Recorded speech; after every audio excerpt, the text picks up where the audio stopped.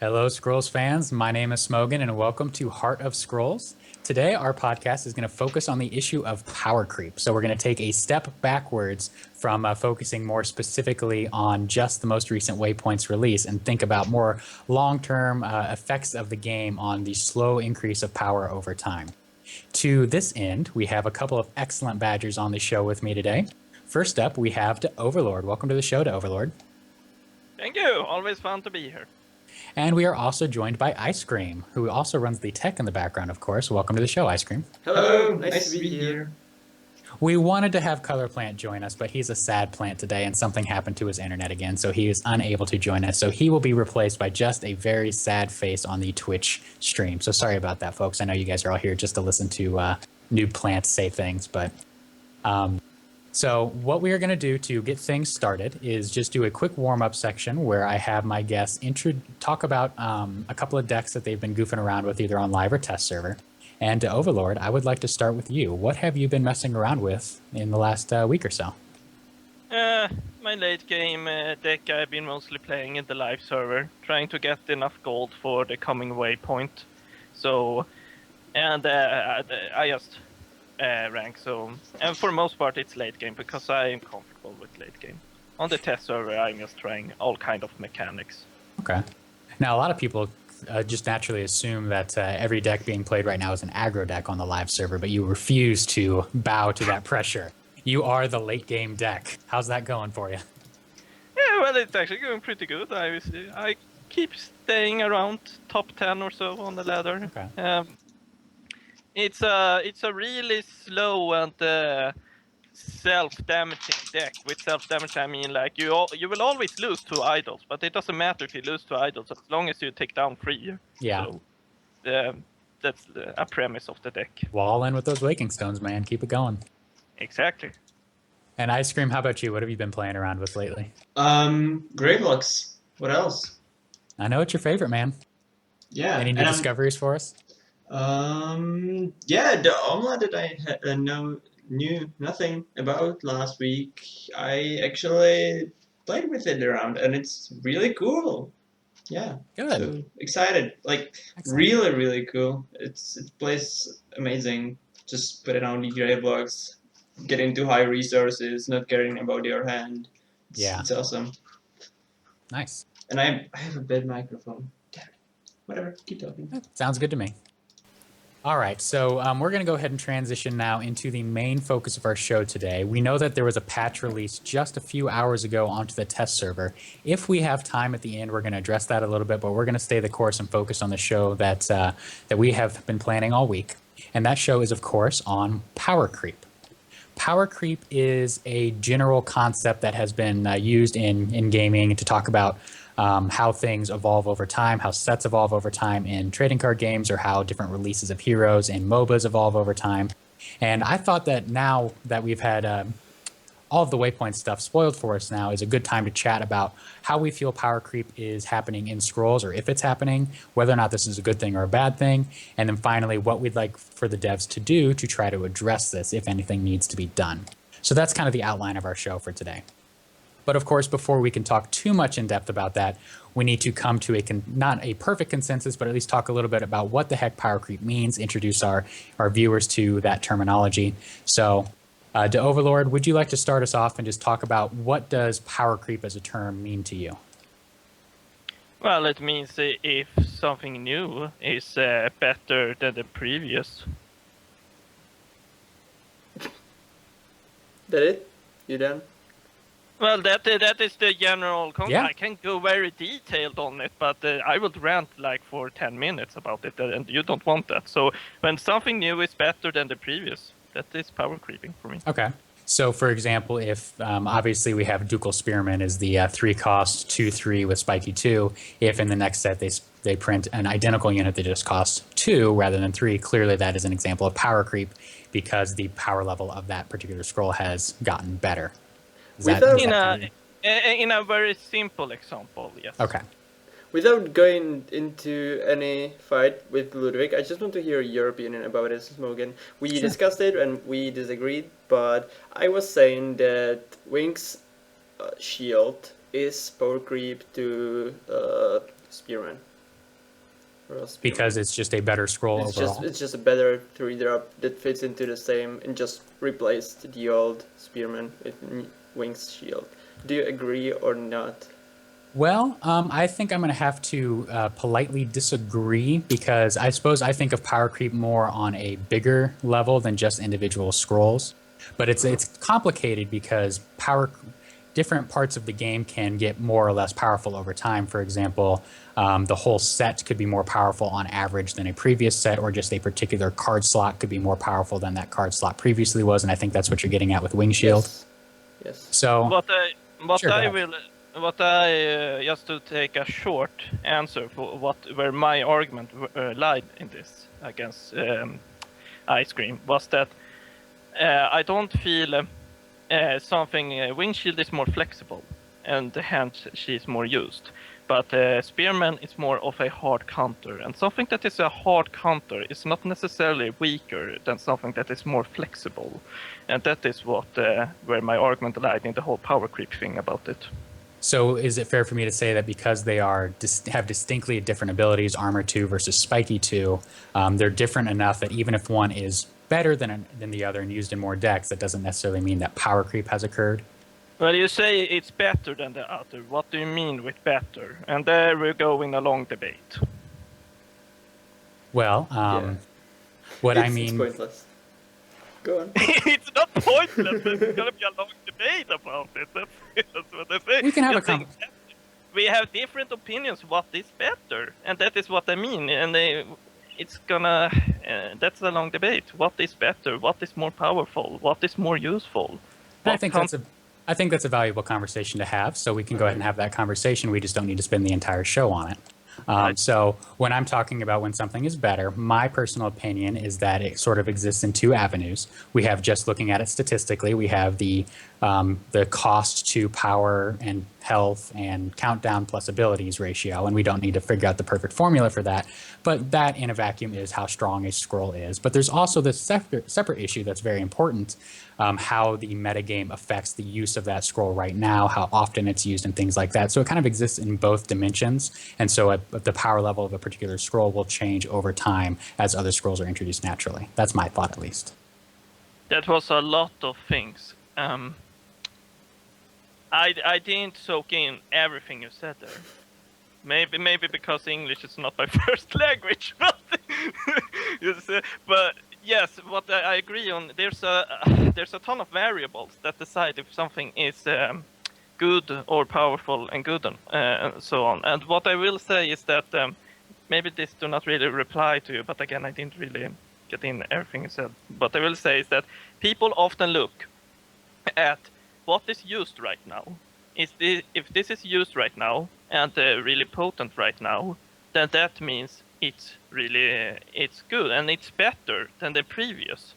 And I would say that that's a bit misleading, because a perfect example of this is Imperial Resources. I completely agree with that example. Imperial Resources was considered overpowered, but then the meta shifted, and it did no longer become a useful scroll. But that doesn't mean it's a bad scroll.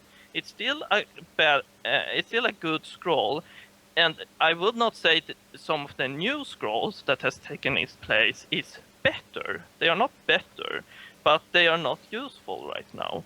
So, and there is where all of these variables and stuff come in. I think people are sometimes too focused on these are played right now instead of these, therefore they are better. And it's more complex than that. Sometimes it's true, sometimes it's not.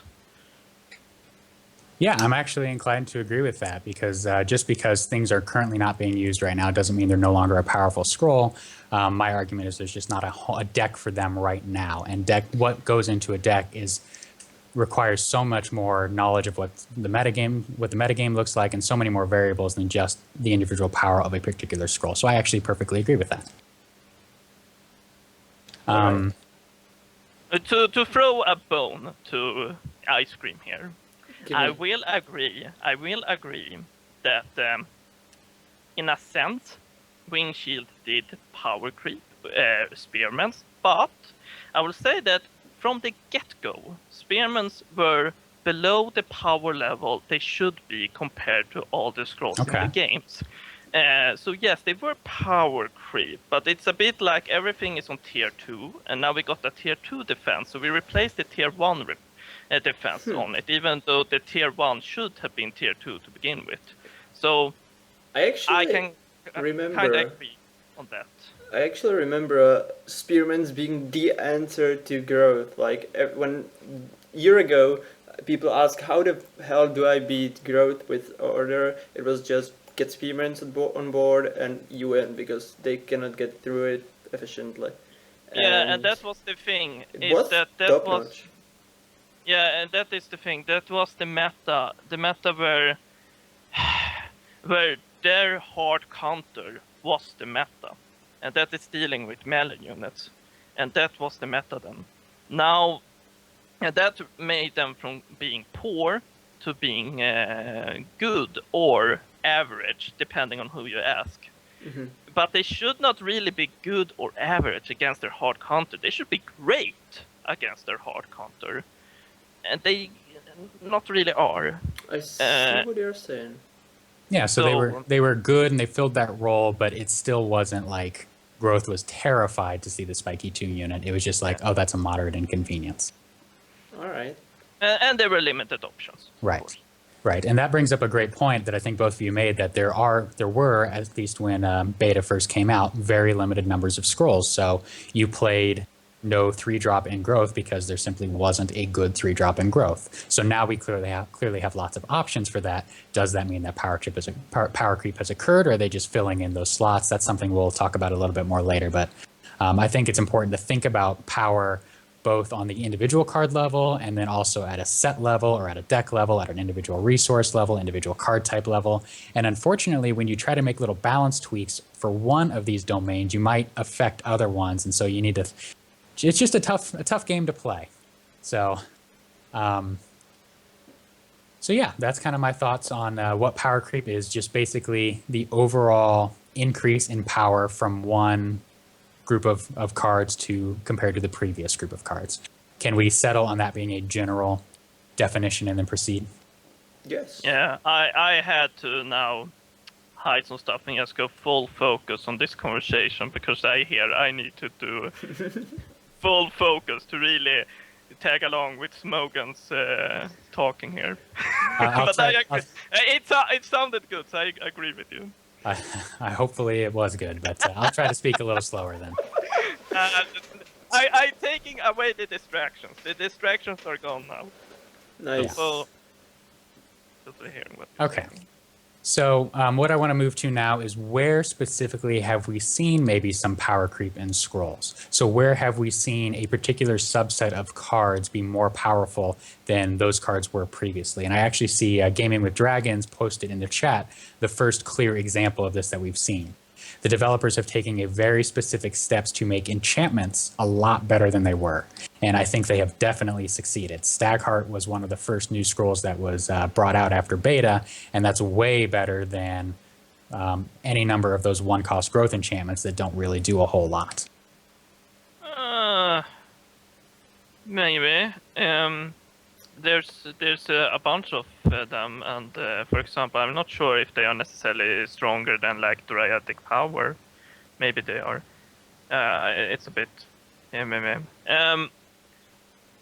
Well, I know you were not really into this thing with looking on individual cards like that, but I would say the real prime example of a power creep we've seen so far is for me the Nog.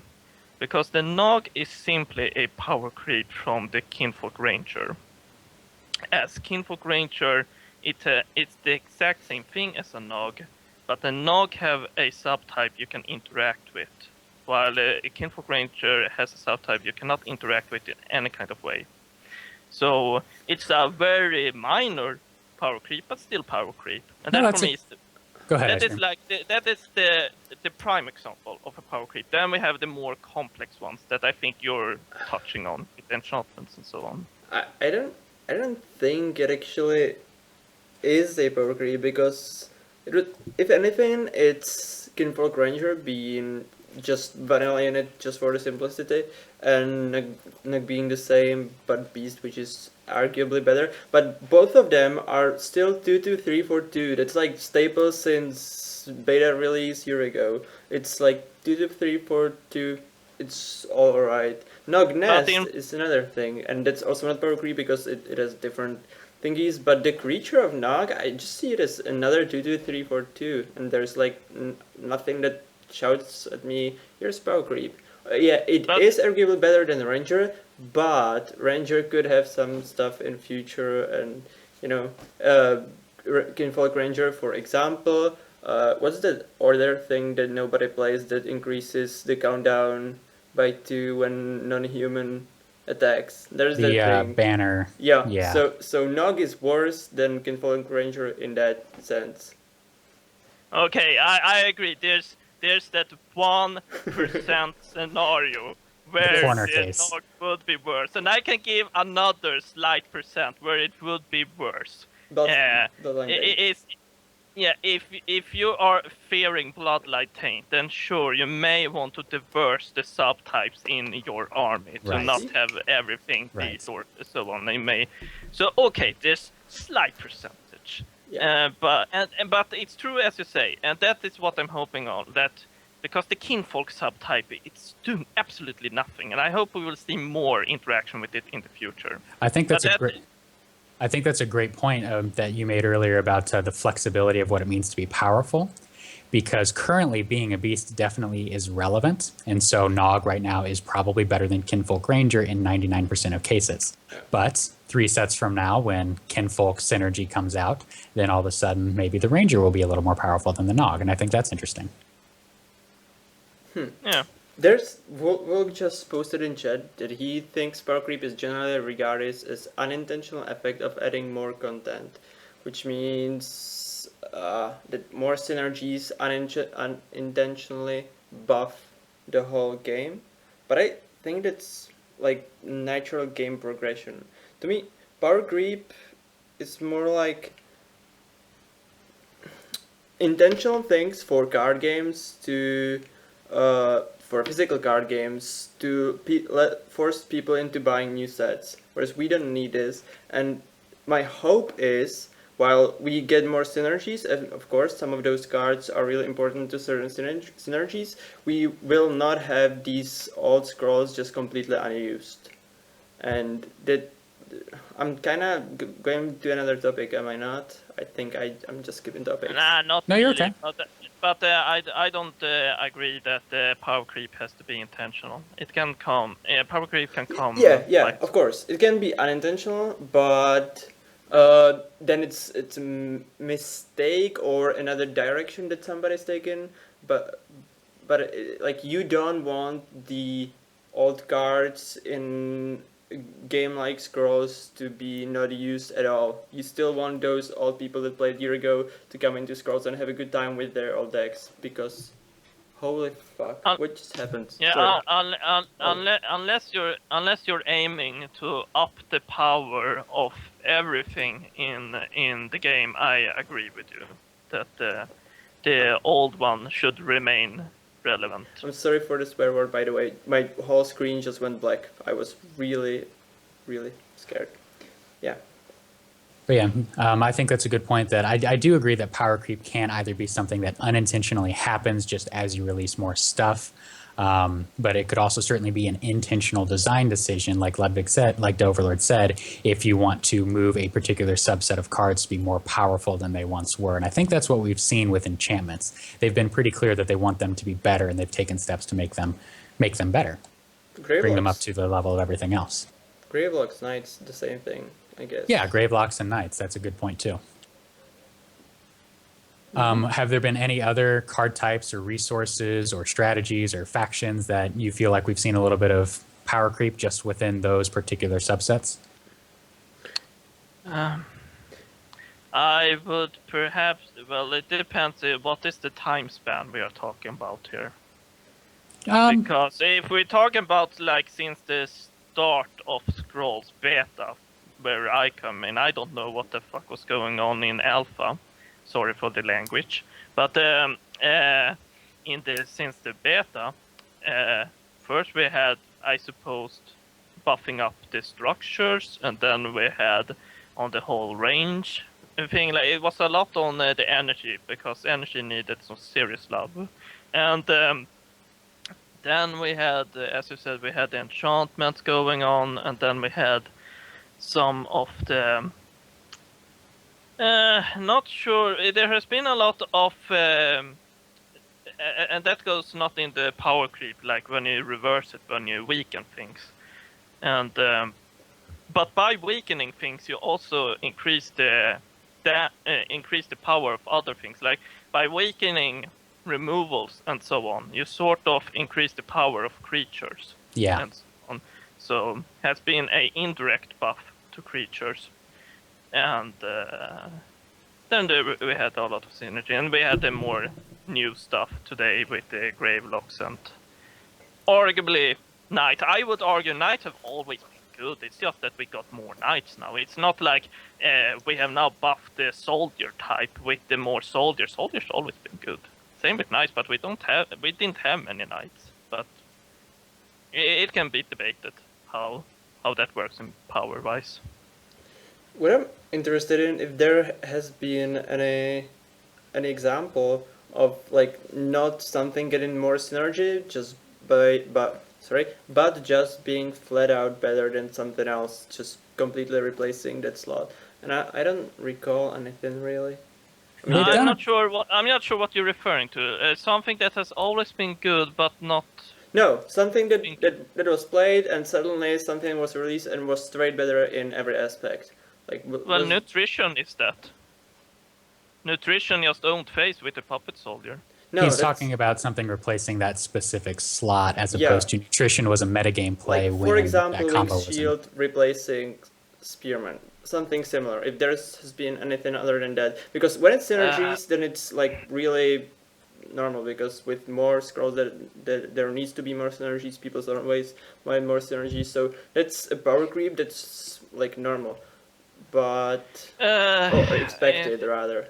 But Well, I was can there only anything in that else? case. Well, I'm not really the right guy to ask that, as I can only really speak for Order. I have a feeling there's quite some good examples of that in Growth, because Growth has so many creatures that you just start to find these creatures being more useful than others, and you start to replace them and just like always play them. But I'm not a Growth expert, so I can only say that when it comes to Order, and Order, yes, Wing Shield, I would perhaps fall into that category. But beside that, I guess, but she got, of course, nerfed. But I've got one. I would- Caronetta being way better than Tribesman. D422. Both of them being 3 drops. you're talking about Scattergunner. Yes, Scattergunner. And yeah, But did she really replace him? Didn't she like did the whole. though. When Yeah. later on But- there was a but meta they where are everything not to really health. doing it. But it's a bit like saying I replaced my Sister of the Bear with a Great Wolf. Like, did you? Did you just? Oh, Sister of the they Bear are- and the New Bear. That's another one. The Fang Bear. Fang Bear, but Sister of the Bear was Yeah, another yeah, play. but the Sister of the Bear wasn't necessarily that played to begin with. She's Yeah, like one of those. but a bit But weak Scattergunner for- was, and when the meta shifted a little bit and he fell out, like Caronetta, it's just I don't see anyone who would play Scattergunner over Caronetta in any scenario with. May I with just the say energy that may I just say that Scattergunner has the exact same stat, I believe, and cost as Moodle Fighter, but Yeah. he's a range guy. Yeah, So, But he's a different faction, and different factions need to pay different resource costs Yeah. for the same effect. there's different interaction and all that stuff with it. As it just popped up to my mind. No, I in that case I need to go through the whole deck list. I don't have. No, that's okay. let's not. There's I'm probably just there's thinking. probably more examples out there. I have 2 examples.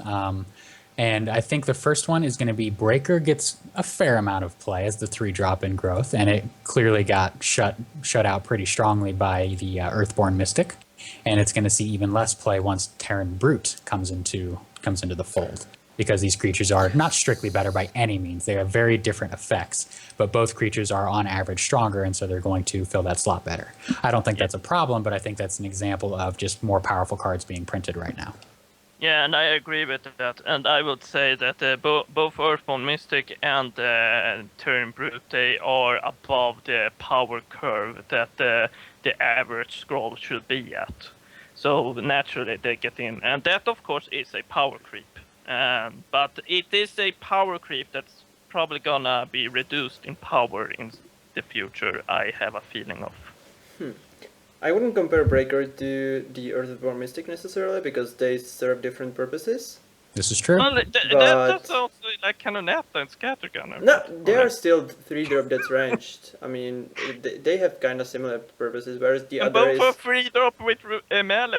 But one is for attacking, one is human that's attacking, and second is something that buffs other units and draws you stuff. That's like not the same purpose. But the Terran Brood is the same purpose as Breaker, and I would say he is better in 99% of the cases. So, Like yeah. seriously, Terran, he's better than a damn Wing Charger. And Wing Charge is 5 cost. Like I'm just saying. Okay. I'm just saying. He's probably better than any free drop for growth at least. Like he's Definitely good. But he is power creep. If he comes to the game, he is power creep. He is the thing. He doesn't... Yeah. He is the impetus for the show. He is the power creep. Yeah. Well, that actually brings me to the next section that I want to talk about, which is when is power creep a good thing and when is it a bad thing? So the clear example of it being a bad thing is when the old stuff, whatever that stuff may be, is rendered irrelevant because the new stuff is all just so much better that why would you ever play Great Wolf when we have Greater Wolf that has just 2 more attack than Great Wolf? You would just never do that. So that is clearly a bad thing, and clearly Scrolls is not going to go quite that way, certainly not yet. We haven't seen any signs of it. But what are some other ways that power creep might lead to negative effects? I thought you would go into when it is a good thing, but okay, when it has more negative effects. I would... Do you have something to say here, Ice Cream? Because I think I Yeah, I think I do. When there comes a point where the power of early game decks will become too much, that it could be like there's a certain thing with Scrolls where you kinda, or everybody, most of the people enjoy kinda the mid-range, mid-game battles of units, and when you get when certain decks gain too much power, it could be a bad thing. Like I wanted to say that synergies are always good power creep, but it could come to a point when there's like, let's say Miracle Pudding deck. That could be a bad power creep because then you just are not playing the game anymore, and there's like too much negativity that comes with the new strategy or deck that's just comboing you or aggroing you out, and it shuts out the aspect of the game that most people or many people like about it. When there's like something that comes and shuts out another style of play, that's a bad power creep. So you're saying that if they push the game in a particular direction by making, for example, combo decks or control decks or some deck that most people don't consider a lot of fun, that could be a negative effect of power creep. Yes. Especially if they selectively pushed just the strategies that were considered unfun. I guess selectively, or it could be by accident, but if it's uncontrolled, then it could like destroy what I like about Scrolls personally. Okay. I would say, I'm not sure if this is actually power creep, but this is the only thing that comes to mind. That if you start to release a bunch of cards that are really powerful, and then your measure to do it is not necessarily to weaken them, but to more make sure that everything are on the new power creep level. So you keep on ramping up the power of the cards in the game all the time. Then you will reach a point where you have so many cards in the game that it becomes way too unpredictable when you release more cards, what kind of stuff may happen. That is, in a sense, it's a good thing. It's exploring and so on. But when they are in a certain power level, there will be it will become out of control in trying to regulate the powers. So not ridiculous combos and so on is a thing. When you have something more in a certain power that is in your grasp, like for example, if power creep keeps on just going up, and you reach a if power creep just keeps on going up, and you try to make sure everything tags along with the power creep, then in the future you may have to up everything. You have like idols with 50 health. Your first drop is a 21-20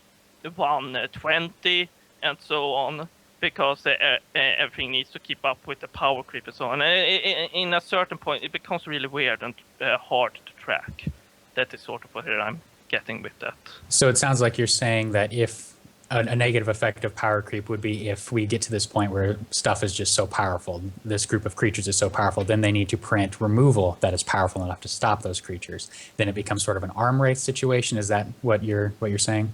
It's more that you should have a certain guideline, like here do we want the power. So when something goes above it, you reduce it. And when something is below it, you try to increase it. Okay. But if something new comes and it's above it, if you do then take all the old stuff and increase it as well, you just keep on going up, Okay. up, and in the end it becomes really weird. That makes You're going sense. to get weird interactions. Needing to constantly retroactively buff older stuff to keep up with whatever you have just printed. That's sad. Yeah. Are exceptions allowed? Like, is there an exception where there's the guideline? Because I think we have the guideline, but some of the stuff is above it. Is it okay, do you think? Because I think it's okay to sometimes... Yeah, I don't think everything needs to be absolutely the same. We can have some that is a bit above and a bit below and so on. And that's fine. I think that's actually a great point. Yeah, in order for the game to be balanced and interesting at the same time, I think that we need to think of a power curve as sort of like a standard bell curve that you would see in statistics, where most cards, most scrolls are about the same power level, and there are some that are over the line clearly, as long as they're not way too far over the line, and maybe a few that are less powerful but more interesting. Targeted counters. And I would say the perfect power balance is when you argue with someone what is the most powerful and not. Like for me, I argue with myself all the time. I think I'm alone with arguing this, but I argue with myself all the time when I do my decks. Is Waking Stone or Warding Stone the best? I don't know. I keep on arguing. Like if I must have one of them, I don't know what I want to keep. And that, I think, is the perfect balance. I completely agree. That is the goal, and that's what they're shooting for. At least I hope so. I'm sure they are. Where it's just debate. The cards are not comparable statistically, so like you wouldn't have a Waking Stone with 3 health and a Waking Stone with 4 health, and then clearly you play the 4 health one. Waking and Warding Stone are distinctly different and serve slightly different roles, even within the same major role of a 3-cost wall. I think that's a great point. So power creep could also be a good thing. Pulling up my notes here. So power creep is one effective tool to sort of change the balance of the game a little bit if you're being very specific on what scrolls and what types of scrolls you want to increase in power. But what are some other ways that power creep might be particularly good for the game? I'll repeat myself by saying synergies, because synergies are most of the time fun. So when you finally finish like a Drive synergy or something, it's a good power creep, because suddenly something you want to do is maybe viable. I'm pointing back to Gravelocks a little bit, because that's like the more or less power creep, but when suddenly they are better, it's good. Yeah, Like synergies are fun. by my own vision, how I see power creep on my own, I don't really ever see it be a good thing. But Okay. I am totally fine with introducing new strong stuff that may be more favored than the old stuff. And that is probably what many consider power creep. And I'm okay with that. So I'm not saying what people probably might see good points with power creep I'm against. I'm just not maybe classifying them as power creep. Okay. For example, like Ice Cream mentioned, they definitely are getting better at designing sets to synergize with one another. So we've seen the Gravelock decks, we've seen the Knight decks, and a lot of that came out of the original Decay design that was so effective, I feel, because there's a clear mechanical theme. And so as they're getting better at developing those themes and creating those synergies, we're naturally going to see power level of those particular sets just be higher because the cards work together better. And it sounds like you guys are relatively okay with that. Yeah, but it sounds like what are they necessarily power creeping, or power creeping to themselves, or Like compared to like the Gravelock synergy compared to the lack of synergy within Energy's creatures at beta release, for example. yeah, but then they are kind of power creeping to themselves, and that I see more like buffing. That is more like just buffing them up. But buffing is in a sense power creep. So Yeah, I could see that. I'll say what So- I'm oh, okay. okay with and what I'm not okay with. I think many might agree. I'm okay with there being new cool power level of new decks. I think it's only natural that as the game progresses, the meta gets like stronger and new combos are found out and people can play it. What I'm not okay with is when somebody who played a year ago comes back into the game and he spent like quite some time getting all those expensive rare cards, like what was really expensive back then, Automata Forge. Let's say he comes back, he was really into energy and he collected a lot of energy cards, and now none of it is useful. I think when he liked something back then, he should be able to come back, take those cards, and still be able to make a viable deck with them. I think that's hopefully what will be the case in future, and all Yeah. cards. But yeah, it might not really be the case though. I don't know. Ludwig, are you playing Honorable General in any decks? On test? Yeah, I never stopped playing him. I'm still Awesome. calling people crazy who keeps on saying that he's like so weak as they are. Like with the tempo thing, when it was not necessarily super tempo, but people just played some more mid-range thing, and they were like, well, cleavers are better than general. I'm like, no, not necessarily. And with this new, with how Arbalesters are clearly just better than generals, no, they are not. They are fill a different role, but so I feel Okay. people underestimate general all So the time. for me, I use them. For me, as long as there's a deck they can make with the cards they had, I'm okay with it. Like, Okay. it doesn't have to be the best deck in the meta, but something that's good and somewhat competitive.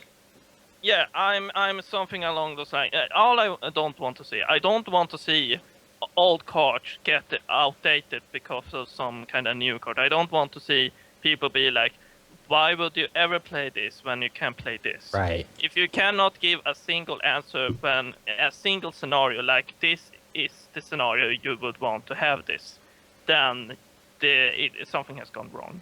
I agree. There should be scenarios where you want the card. There may not be many. A perfect example of that is like Purification. Not many scenarios you want Purification, but there is scenarios. There is reason to have it. And it's a narrow scroll, but it fills a specific need that some decks will need, and maybe in the future it'll be needed even more. Yeah. I think the challenge with that is, and with what Ice Cream said, is we would love for new players to be able to come back and play similar decks to what they had. But as you release more scrolls, decks are naturally just going to get better because there's more options. And I don't know that you can change that in an effective way. And we'll talk here in a little bit about how to combat power creep, but I just think that's a challenge that needs to be overcome. I don't think the word better is good in that term. At least if you're actually doing what I consider doing it right. The decks do not necessarily become better. The decks become more versatile. They increase more options what to have in the decks and what more kind of decks you can play. Okay. Like a lot before, in the early days, you could only play like one deck for each faction. If we're going way back, there was no deck you could play for energy faction. That's not true. But- Some of us did get fairly high with it. Yeah, but I would say you did it because of your skill, and not necessarily because of the faction. I guess. Anyway, so, but the more we get, the more different kind of decks you can have with the resources than, I don't know, some are like World Faction, blah, blah, blah. Okay, resources. With the resource, the more decks you can have with the resource, the more options, alternatives you get for the resource.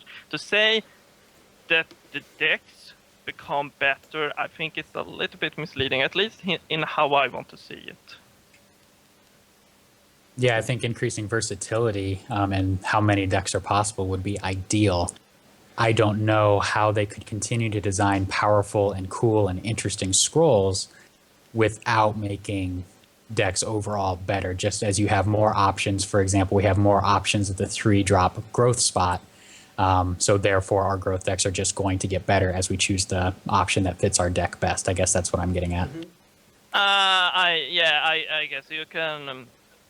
I suppose what you're meaning there is that, for example, I who like playing late game, the more the games go on, the more better late game units I'm going to get. Right. And that is true. But you can still, those units I used before in my late game deck, they are not bad. It's just that they are used for the tempo decks or the mid-range decks or the enchantment decks and so on. They are still used. They are just not used for the late game because they were not really late game units to begin with, at least not in how they play it. But now that you have better options, you can build your deck accordingly. Yeah, so that's, and some of those cards that had no decks in it, they certainly have decks and so on. Yeah. I just wanted to point out that Ludwig, you pointed out perfectly power creep, that was good, and that's energy not being viable at all. And with new cards, not with buffs, but with new cards, games, new power level to energy, that's competitive. So that's a power creep done good, done well. Yeah. Yeah, I ask that. Well, we've talked about ways that what power creep is. We've talked about how we've seen it kind of show its head a little bit in Scrolls. I don't think we've seen a ton of it, but I think we have seen a little bit. And we've talked a little bit about when it's a good thing and when it's a bad thing. What I'd like to finish with here today is what the heck should Mojang do to continue to combat power creep? Clearly, they're interested in not completely invalidating all old Scrolls. They don't want that to happen. But in order for them to prevent that, they need to take specific planful steps, I think. I've seen 4 different things mentioned in my research on this topic, and we don't need to cover them all necessarily, but one that I hope is not the strategy they use, that other card games have used, is just, well, cards are too powerful right now, let's print a low power set, where cards are just on average worse than they were in the past. How do you think the Scrolls community would react if Waypoints, for example, was just at a lower power level than previous cards? Why would they do that when they can adjust the cards that are in the game? I'm not saying they should, but this is something that's been done in the past. I understand. So of course I disagree because it's not necessary. It's not necessary. I mean, I think it sounds Go ahead. awful, but it's an interesting idea. Like, people will want to play with the new scroll or new cards, so they will buy the new packs and they will play it, and the meta will shift into a lower power level. It's interesting. It's interesting I don't if see it it actually not- works, but I'm not too sure it would.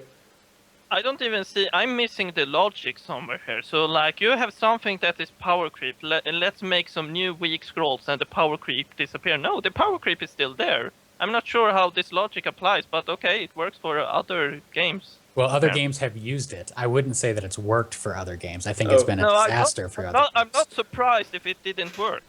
Yeah. Because I see no logic in it. I mean- like if my right hand is too strong, if I then crumble my left hand, this hand is still gonna be too Right. strong. And you can Like, still. I don't see. I mean, we have some cases of that though. Like I'm just seeing in chat Mudo Fighter. He could be viable, but I don't think.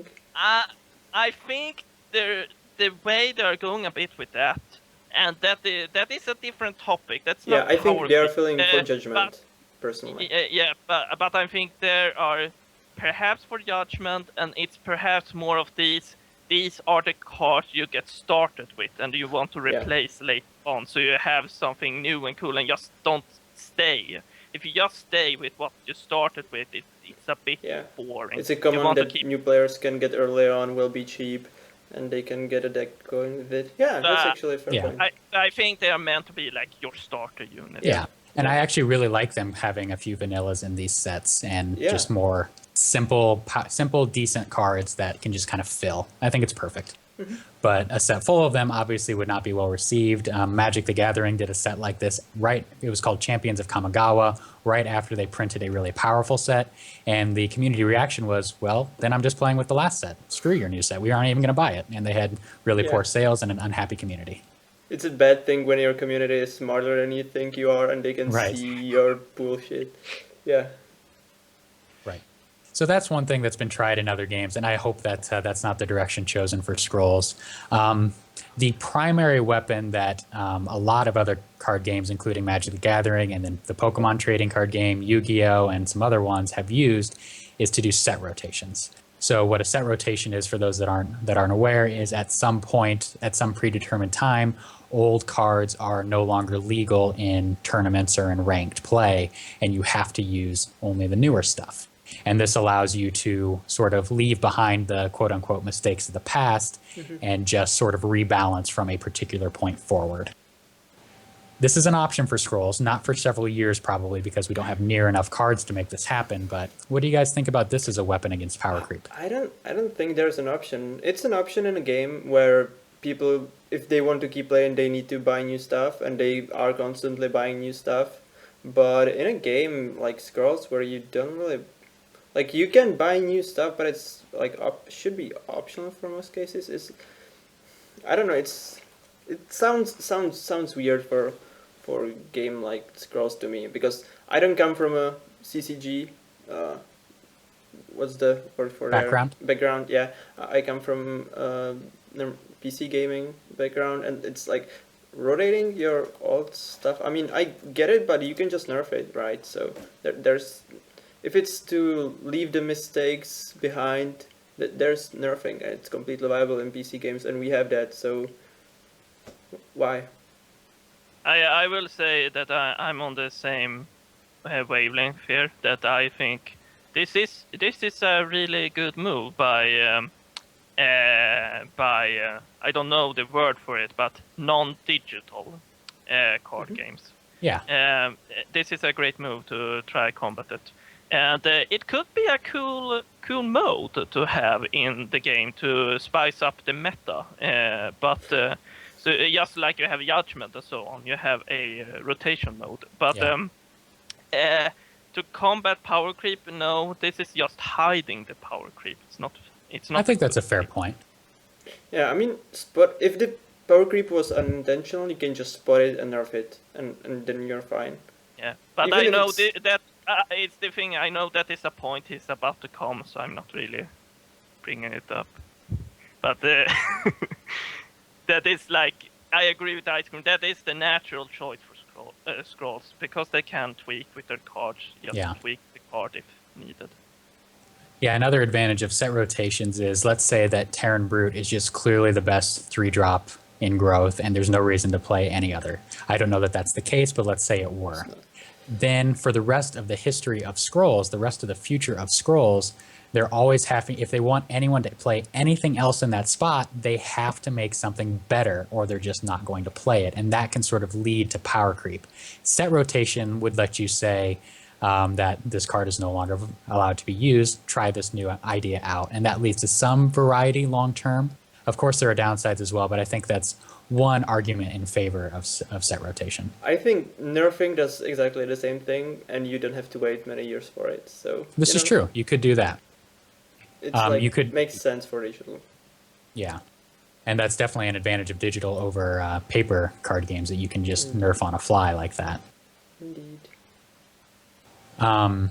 So let me go just ahead. insert one last comment. I think that we don't see nearly enough of nerfs and buffs, and Mojang might have been in past pretty scared. We have been seeing a lot more of it lately, but in past they've been pretty scared of nerfing and buffing old scrolls, and I think we should not be afraid, or even if it's not a balanced nerf or just having changes. Just a variety nerf, you're thinking? Yeah, variety nerf or variety change is not a bad thing, and I'm going to talk a little bit about Dota, because that's what Dota does to keep its meta alive for many, many years. They just change little numbers here and there, they change a little stuff, redo small things, and it's keeping the meta alive, even if they were not introducing new heroes, which they obviously do.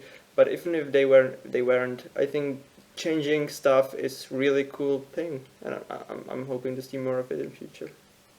Well, the reason I believe is because Mojang has their own, and just as we have our opinions on what needs change, they have their opinions what needs change, and when they take feedback from the community, then there's two issues from the community. One, community is very good at overreacting, and two, That's our best skill.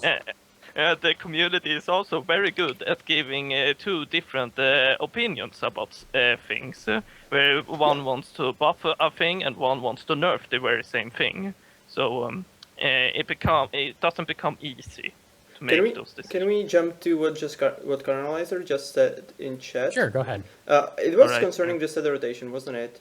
It was. I should probably read it to That not would help. misquote him. If you have Yes. 500 cards and every card in a new 60 card set has to be checked against the 500 previous, it's not fun. It's like 30, 100,000 million ways to miss an OP combo, and if there will not be a set rotation, then you will have to check that much more previous cards. Yeah. And it's like really easy to accidentally release something that you did not realize, and without set rotation. I think it was about the subject. I'm hoping I'm not misquoting it in different context. No, you're right. But yeah, that's a fair thing to do. Like if this was a reason given to me that this is why we have set rotation, it's my blessing would be given. Yeah, like that's obviously not a concern for the next 18 months at least, but I'm an optimistic guy. I like to think that even though we're having player base issues right now, 3 years from now, Scrolls will be alive and growing and thriving. At some point, we're going to reach a point where there's 1,500 cards, and then they're going to have a new set come out with 60 cards or 100 cards. That set's just not going to make an impact, compared to right now when a 60 card set comes out. So that would be my argument for set rotation as well. Okay, here are my thoughts. What if at certain point we just stop releasing new scrolls and we just redo the old ones or adjust the old ones and just like maybe release one new really cool thing to have new art or something, but just remember this unit? Yeah, it now has been completely reworked and now does this, and it's like it could be a cool way without going into thousands and thousands and thousands of cards. Yeah, I do like thousands and thousands of cards though. That makes me happy. Go ahead. Essentially, you want a for those who play World of Warcraft, you want a Cataclysm expansion. No. That's like what you want. In that they went to their very first thing they did in the game and they just Destroyed updated it. Yeah. They destroyed it. I'm not sure, but they updated it. Did they update They for destroyed good? the first world. All right, sure. Yeah. Well, I can't comment on WoW. I have no experience with it, unfortunately, but No, it was really good move by them. I started playing WoW then because the old zones were cool and new, and fun compared to the old version. Yeah, let's not go into that. Okay. Yeah, we've got a couple more minutes left, and there's one more sort of weapon to use against power creep I'd like to talk about, and that is the use of what's called incomparables.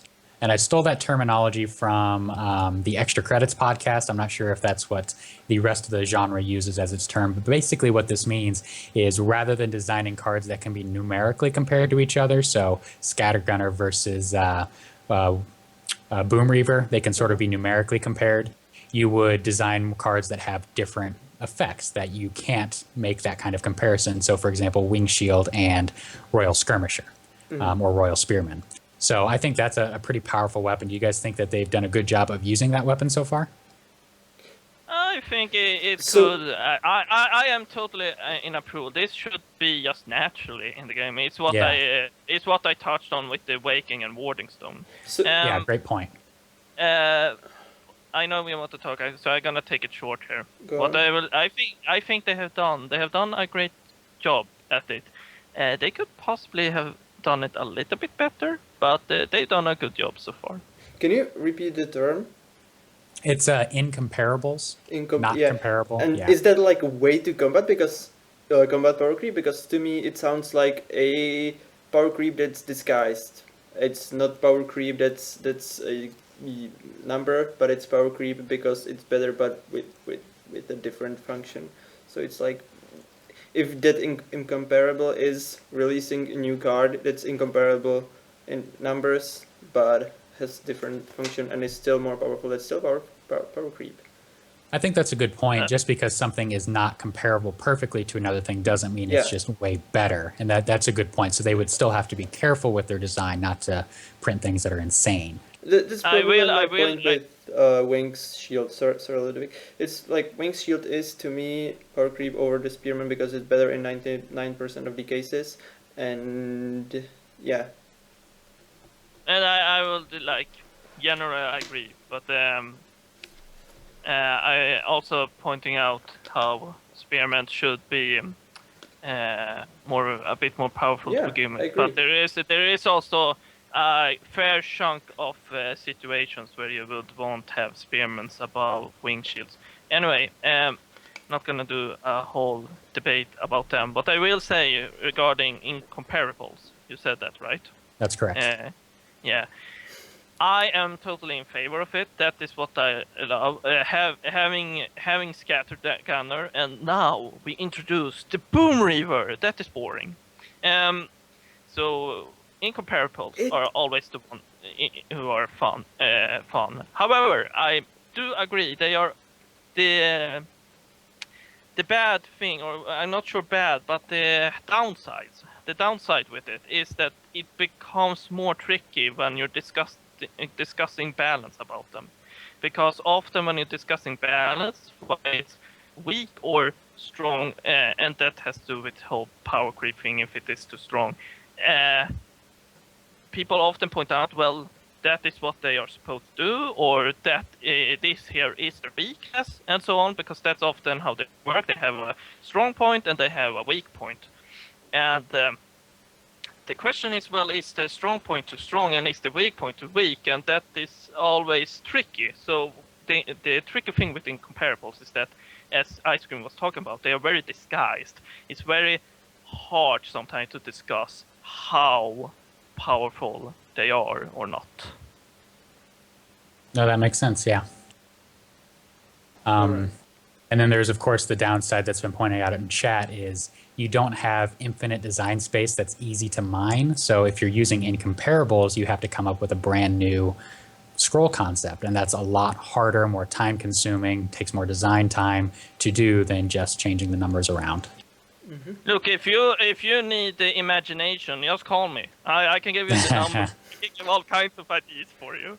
And just ask the community. They probably also have a shit ton of ideas. Where is our tile enchantments, man? I want my tile enchantments. Anyhow, I don't know if we might be running out of time, but one more thing Go ahead. I just want to say, not necessarily related to power creep, but Boom Reaver, you said, Ludwig, it's boring compared to Scattergunner. I don't think so. I think vanilla units are really cool, especially for Judgment, and I like more of them.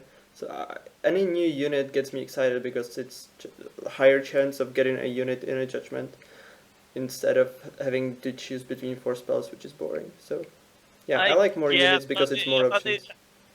Yeah, I guess, but it sounds a little bit like you're a judgment nerd.